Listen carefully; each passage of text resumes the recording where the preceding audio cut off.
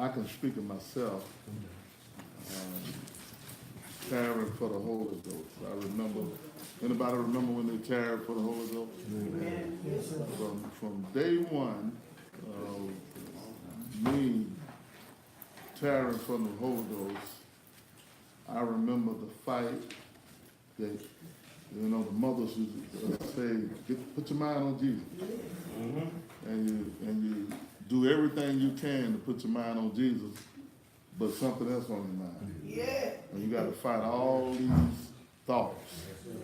You're down there praying, you're trying to meditate on God, and all these lascivious and evil thoughts be coming, and you're calling on the name of the Lord. They just distractions. My Bible lesson today, living for God, overcoming distractions. So from day one, we don't talk about it much, but I feel that's a subject that we need to talk about, because you don't realize how many people go through that, and then the enemy telling them, you're the only one that's going through this. They're telling us to call on Jesus and put your mind on Jesus, and then distractions come. All these other thoughts come. Things that done happened in the past, things that you done experienced. And all of these things are just coming just to distract you. Because once you connect, can't nothing stop you. Once you connect to God, can't nothing stop you. So even when you come to your prayers, you gotta fight the thoughts. You gotta fight these things that you came to prayer, noonday prayer, and you're here. And it's God's will that by the time you come to prayer, it's His will that you have no distraction. Yeah, come on in. Turn with me to 1 Corinthians, the 7th chapter and the 35th verse. And this I speak for your own profit. Not that I may cast a snare upon you, but for that which is coming, and that ye may attend upon the Lord without distraction. That ye may attend upon the Lord without distractions. God understanding that we're going to have a fight. He said, by the time you come to prayer, I want you to come before me and let's get all these distractions out the way. Tell somebody, don't let this get you off your mind. Don't you let this stuff take your mind away from God. Just because this thought came, just because this feeling came, just because you experienced some things, and now you're seeking God, and they're just throwing distractions at you, because even the enemy knows. Once you connect to God, tell somebody, ain't no stopping. Ain't no stopping. Once I get that connect. So there are different distractions in life, people, places, and things. Turn with me to Luke, the 10th chapter in your Bible. And we actually have to live like this. And this has to be a daily thing. Yes. The world I'm boarded down to Sunday, and Bible study. But we fighting the devil every day. Anybody here fight the devil every day? Yes. We don't just fight no devil on no Sunday. We don't fight him just on Bible study night. The devil always fighting. And you got to always be ready. We are soldiers in the army of the Lord. And if you go through your basic training right, then you'll know how to battle in the field. And one of the battles is distraction. Something trying to get your mind off of God, even though your heart and you are physically here. And it's in your heart that I really want to seek God. That's why you here at noonday prayer. Ain't nobody force you to come to noonday prayer. You came to noonday prayer because you want to come to noonday prayer. Why? Because you want to get in the presence of the Lord. And then you get down there and then distractions come. What you're going through on the job, what you're going through at home, what you're going through in your personal life. You got to fight all these things. Because the enemy knows, if I can just get your mind off of the direction that you're trying to go. What? I'm trying to meditate on the Lord. I'm trying to get connected with God. I need to hear something from the Lord. I want to touch from the Lord. So all of these things come. Thank you, Lord. Let's look at this process in Luke chapter 10 and 38 in your Bible. Now it came to pass, as they went, that he entered into a certain village. And a certain woman named Martha received him into her house. And she had a sister called Mary, which also sat at Jesus' feet and heard his word. But Martha was cumbered about much serving, and came to him and said, Lord, doest thou not care that my sister had left me to serve alone? Bid her therefore that she help me. And Jesus answered and said unto her, Martha, Martha, thou art careful and troubled about many things, but one thing is needful, and Mary had chosen that good part, which shall not be taken away from her. Now let's imagine this. Jesus coming to your house, and you ain't been keeping it clean no how. Come on, brother. All of a sudden you find out Jesus coming to your house, and he at the house, and now you trying to clean it up. Go ahead. Jesus then came to Mary and Martha's house, and Martha's so concerned about how the house looked. And here go God in the flesh that came to the house and share some stuff with her. Yeah. And now she done got upset with her sister. That's right. And Jesus got to get her straight. Leave Mary alone. That's right. You know, I know your house already dirty, Yeah, you know it. but I came here to share something with you. Y'all love the Lord? He said, I came back. And then he said, leave Mary alone because Mary have chose that good part. That's it. Look at the scripture. What is the good part that Mary chose? Look at that 42nd verse. What it say? But one thing is needful, and Mary had chosen that good part, which shall not be taken away from her. He said, now, what Mary has chosen, I'm not going to allow you to take it away from her. Thank you, Jesus. I'm not going to don't you let nobody take away what God doing with you. Are y'all listening to me? Yeah, and the part that Mary did, I think you got to go on down to the 43rd verse. The part that Mary chose to do. Now look at the 39th verse. What it says. This is the part that Mary chose to do. Luke 10 and 39. It's on your paper. Oh. Mm-hmm. And she had a sister called Mary, which also sat at Jesus' feet and heard his word. Now Jesus just got Martha straight. He said Mary chose that good part. What did Mary chose to do? Mary chose to sit at his feet Yes. and listen to his word. Thank you, Jesus. Jesus talking to us. Yes, he is. Mary let Martha know, hey, you come here to share something with us. Yeah. And you right here worried about the dishes? Lord, I thank you. You worried about cleaning the house? Yes. And so Jesus had to get Martha straight. Look at her, leave her alone. Right. Because right now she's sitting at my feet and she's listening to my word because that's what you need to do. Don't you let these distractions pull you off. You don't let distractions be in your mind and you walking in the noonday prayer. That's right. You coming into prayer. Don't you let the distractions be in on your mind when you come to Bible study and you come to worship, all these things. That's the time to leave it out the door and just get what God trying to give to you. God trying to speak to you. Yes, sir. When you come to Bible study, God trying to speak to you. Glory. When you come to Sunday worship, God trying to speak to you. And if you sitting there consumed about what's going on at home, on the job, what's going on personally in your life, and you be sitting there looking at the man of God and your mind someplace else. That's right. Distractions. That's right. You can't live with distractions. You can't. So he said, now, when you come to attend in my presence, make sure you get all that stuff. I know you're going through something. Right. I know you fighting some things right now. But when you come to me, get that stuff off your mind. Yeah. Get what God trying to give to you. God speaking through the man of God. God speaking through your pastor. And you need to be listening and not sitting there worried about if you left the food on at the house. Thank you, Jesus. That's it. If the house going to burn up. That's what my wife told me the other night. She said, I think I left the food on at the house. Oh, Jesus. You're going to tell me I'm in prayer. I think I left the food on now. Look, I'm sitting there. I'm going to worry about the house burning down. Lord, please don't burn the house down. Yeah. Let me go ahead and get connected. Yeah. Tell somebody I got to get connected. I gotta be connected. This is a wonderful life. Lamentations, the 3rd chapter. He wants us to approach him humbly. He wants us to approach him in a manner, in a mindset that you can receive from God. That's right. When you come to church and the man of God is speaking and teaching, he wants you to have that mindset where you focus on that. And a lot of times, as the man of God up there teaching and preaching, he can look and see that you are distracted. Amen. That's why sometimes he'll say to you, hey, I want everybody to pay attention to me. Right. Why? Because he see it's something else that got you. He do.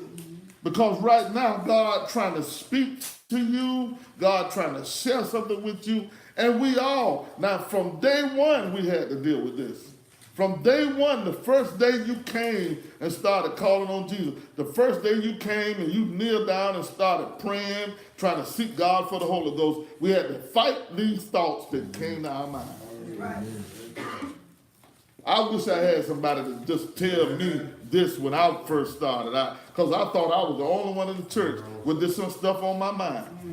I thought something was wrong with me. That the mothers tell me, meditate on the Lord, put your mind on the Lord. Put your mind on the Lord. And I'm putting my mind on the Lord, and here comes some crazy stuff coming. That's right. I know maybe y'all ain't went through none of that. I just talk about myself then, you know. And then you sitting there, Lord, they say, believe. You know what I'm saying? I believe. There's some crazy stuff come on your mind. Right. Don't you? All it is a trick. That's all. The enemy will try to make you feel like you ain't getting. Actually, the distraction is a sign that you're getting closer. Yeah. The thing that's trying to pull you off is a sign that you're getting too close to your blessing. That's it. And now the enemy trying to throw something else at you. That's it. Let me get your mind off of the direction that God taking you, the will of God in your life, and start thinking about and start worrying about all this stuff you're dealing with. You're supposed to be giving that stuff to the Lord. Right. Lamentations 3:26, what does it say? It is good that man should both hope and quietly wait for the salvation of the Lord. And our approach to God, if we had peace in the process that we had, let's look at some examples. Nehemiah 4 in the Bible. A lot of times we go to Nehemiah 4 where the people had a mind to work. But let's look at the process and the battle and how did Nehemiah keep the people together when they had all of these distractions trying to stop them. Nehemiah 4:6. What is that? So built we the wall, and all the wall was joined together into the half thereof. For the people had a mind to work. Now, the people got a mind to work, but there are people that's coming trying to distract them. Sometimes people could see that your approach to God, and you're trying to get closer to God, and then they come and test you and try you or say little things to you. Nehemiah 4:7, what does it say? But it came to pass that when Sanballat and Tobiah and the Arabians and the Ammonites, and the Ashdodites heard that the walls of Jerusalem were made up, and that the breaches began to be stopped, then they were very wrath. Now all of these people sitting here and getting upset because the people got a mind to work. 8th verse, what does it say? And conspired all of them together to come and to fight against Jerusalem and to hinder it. Now notice, now he finna give us the solution to when you got problems and trying to distract you. 9th verse. Nevertheless, we made our prayers unto our God and set a watch against them day and night because of them. So now I'm not finna sit here and worry about the enemy trying to stop me from building this wall. I'm finna go ahead and get before God and pray to God. I'm finna give it to God, and he'll handle the enemy trying to stop me. Because all they wanted them to do was stop working. Sometimes all the enemy wants you to do, he can't get you to backslide. He just wants to stop seeking God. That's it. You getting too close to God. That's it. You done made it him. We done fought and we done made it him. And God got us in, especially this year. The year of release, especially this year, he want to get your mind on something else. That's it. Because we got to be ready for the blessing. Yes. Tell somebody God gonna take care of us. They might be fighting in the White House, but we gonna be praising God in the church house. While they fighting, we giving God glory. While they fighting, we in noonday prayer. While they fighting, we just worshiping God, glorifying God, and praising God. Why? Because they out there getting ready to fight. Yes. Thank you, Jesus. Why? He gonna take care of us. Hallelujah. Tell somebody God gonna take care of you. Get your mind off of the White House. That's right. They supposed to punch each other out. Amen. Word said. We wrestle not against flesh and blood. Yeah. You know. And man, you ought to thank God in the truth. We're in the truth, and we can just see everything playing out. It's just like looking at a story just been written and it's happening right in your face. Yes, Lord. And God is prepared. What? He got us at 12 o'clock prayer. That's right. That's a blessing. We're in here praying. Yes. The world is on the brink of war, and we in God's face. Thank you, Jesus. Somebody ought to tell him thank you. Thank you, seeking him. Thank you. Thank you. Y'all ain't gonna take that number over there. We all right. Y'all love the Lord? 2 Chronicles 20. All of these illustrations in the Bible is the battle, and the process is there, and how God loves us and He'll protect us, and how the enemy will send things to distract you. And don't you sit there and just fall for it. You got to wait on the Lord. We got to. 2 Chronicles, the 20th chapter, and the 15th verse. Read. And he said, Hearken ye, all Judah, and ye inhabitants of Jerusalem, and thou King Jehoshaphat. Thus saith the Lord unto you, Be not afraid nor dismayed by reason of this great multitude, for the battle is not yours but God's. Now, God up front telling them, be not afraid of this great multitude. I know they're larger than you all, Yes. but I'm with you. Thank you. We face things that are larger than us. That's it. We have battles that are bigger than just me, myself, and I can handle. Yes. We face battles that we need God to help us through. Yes, I do. God purposely put us in position that we have to seek Him for our help. Yes, You're not dealing with stuff that you can just go down here and just handle it, pop your neck, or say what's on your mind and it's through. Now you're dealing with some stuff that you're going to have to seek God's face. That's right. So the Lord told them, He said, now, be not dismayed about this great multitude that you see. He said, because the battle is not really yours. He said, I got this. Yeah. Tell somebody, it ain't none of your fight, it's God's fight. Keep on reading 2 Chronicles 20 and 16. What it say? Tomorrow go ye down against them. Behold, they come up by the cliff of Ziz, and ye shall find them at the end of the brook, before the wilderness of Jereel. Now, again, picture this. I was a little boy. We used to look at the little Western shows. You know, I can't look at that stuff today. There's too much crazy stuff on there. But when the cowboys and the Indians will come, they have that mountain up there, and then the Indians will be up there looking down. And then now, here the scripture, he's telling them, he said, your enemy up there in the cliff. That's right. He said, they're up there. Uh-huh. He said, y'all down here by the brook. Yeah. But I'm going to tell you how to handle everything. Tell somebody God going to tell you how to handle everything. They just look like they got you. Yeah. They look like they done set up a trap for you. But the weapon that's formed will not prosper. That's No right. weapon formed against you will prosper. No. But the weapon will form. Yes. It just won't It prosper. ain't gonna get. And it's how you respond when the weapon is formed. Yes. Can God get a thank you, Jesus? When the weapon is formed. Thank you. I don't care if they pull the trigger, it's still going to backfire.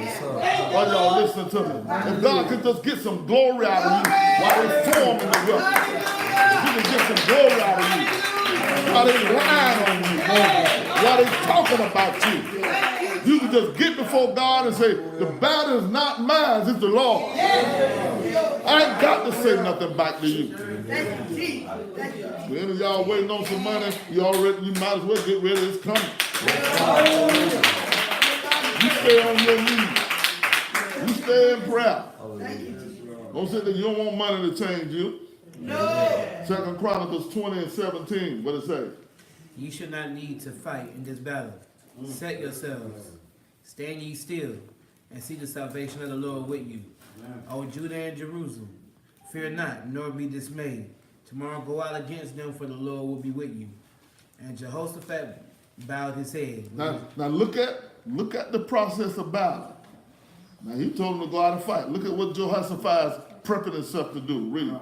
And Jehoshaphat bowed his head with his face to the ground. Uh-oh. And all Judah and the inhabitants of Jerusalem fell before the Lord, worshiping the Lord. Right before they go to battle, they know exactly what to do. They pulling out a weapon right now. Yeah. They pulling out a gangster weapon. Good God. What they did, they laid on their face Yes. and they start worshiping God. Yes, Lord. You call it the bull rush prayer. They get down and they get on both of their knees and then they bow forward. The bull rush prayer. He said, now before we go to battle, we should get before the Lord. That's it. They get before the Lord and then they start worshiping Him. Say, we already got the victory. Why? Because we done pulled out our secret weapon. Yes. Tell somebody my secret weapon is prayer. I'll whoop your behind in prayer. I already got you because I got on my knees. Do y'all love the Lord? The battle is not yours, it's the Lord. You use His weapon. The weapons of our warfare are not carnal, but they're mighty through God, pulling down the stronghold. Use a God weapon. Y'all love the Lord? We all going through something. Don't be sitting in here like you're the only one going through something. That's right. Somebody here that need to tell the truth. Tell them I'm going through something. I'm waiting on the Lord right now for something. I need Jesus now. Right now. I ain't in here just vacation praying. I'm in here praying because I need to pray. I still need Jesus. I need Him for the situation I'm dealing with right now. Glad when they said to me coming to the house. I need prayer. Yes. Anybody here need prayer? So don't be coming in here like you just been commanded to come to prayer. I'm coming to prayer because I need Jesus. I still need Him. I'm the bishop and I still need Jesus. Don't let your position and your title get you all hung up like you the king of the hill. The higher you go, the more devils you're going to have to fight. Y'all love the Lord? You don't let people feel like they're the only one going through something. That's right. We walk in here and look like we so blessed. Praise the Lord. Man, I come in here, I might go to crying, speaking in tongues. Why? Because I need me something from the Lord. Yes. But I don't care what you're dealing with. Thank you. God got an escape. Lord, I thank you. 1 Corinthians 10 and 13. And I'm going to tell you something else. The worst thing you can do is try to figure it out. You'll never be able to figure it out with your mind, oh, this is how the Lord's going to do it. That's right. The Lord going to go down here and He's going to say something to them people and then He's going to do it. You ain't going to never be able to figure it out. But when He do it, He get all the glory and there's going to be no thought that came from you. You're going to say, well, Lord, I didn't even see how you was going to do this. Now, I have, in my early days, I used to sit back and I pray and I think about it. Well, you know what? The Lord going to go down there. He's going to deal with them people. You know, he going to stop them Negroes. You know, they messing with me. He going to do this stuff. I've been planning it out in my head how God going to do it. Yeah. And God ended up dealing with me. I was the Negro He was dealing with. He didn't change them, He changed me. Are y'all listening to me? See, we the one in His face. Right. And sometimes we just want God to move stuff, but God got stuff designed that you just got to go through it. Right. So in order for me to go through this, He got to fix me. That's why I'm crying before God. Yes, Lord. Because I see I'm the one that got to go through this. Yes, Lord. Everybody ain't going through the same test. So you fingerprinted. That's where I get the fingerprinting from. Yeah. Your test ain't quite like nobody else's. There's some people that got a testimony and been in the direction, but yours is so unique. Yes. Because you got your own characters to deal with. That's right. You got your own different people to deal with. Yes, sir. Own different spirits to fight. We do. And your own flesh that you got to go against. Lord, yes. Are y'all listening to me? Yes. 1 Corinthians, the 10th chapter, and the 13th verse. What it say? There had no temptation taken you, but such as is common to man. But God is faithful, who will not suffer you to be tempted above that ye are able, but will with the temptation also make a way to escape, that ye may be able to bear it. God already planned your escape. He already done made a plan. Thank you. You in the middle of this thing, and he already done made a plan how you gonna get out of it. Yes, yes. He already got an expected end for you. So what we have to do, Psalms 119, 15, and 16, we're gonna have to respect the way God bring us. Right. You can't sit there and just keep trying to tell God how things gonna be. God gonna take you a direction, and you're gonna have to respect the ways of God. What we call it, the will of God. It's the will of God that I go this direction. It's the will of God that he humble me and bring me this way. It's his will. And you're gonna have to respect it and stop trying to put in your mind how it should be done and just respect his will. Psalms 119, 15, and 16. What it say? I will meditate in thy precepts, and have respect unto thy ways.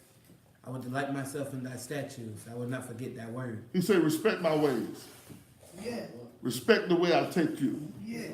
You ain't gonna always understand it. Just respect the direction. Why? Jeremiah 29 in my conclusion. He said, now this is why I want you to respect my ways.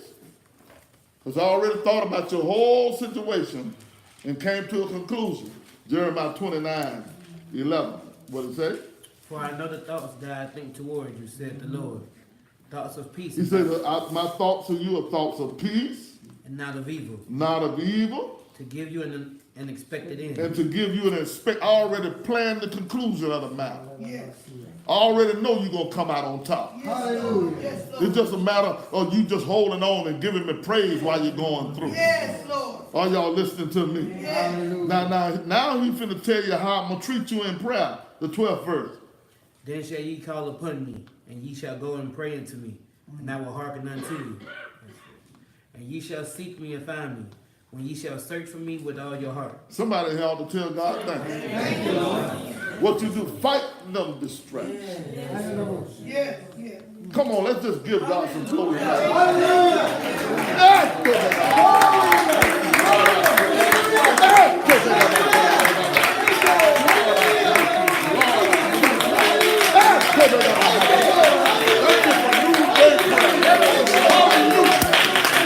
Thank you, Jesus.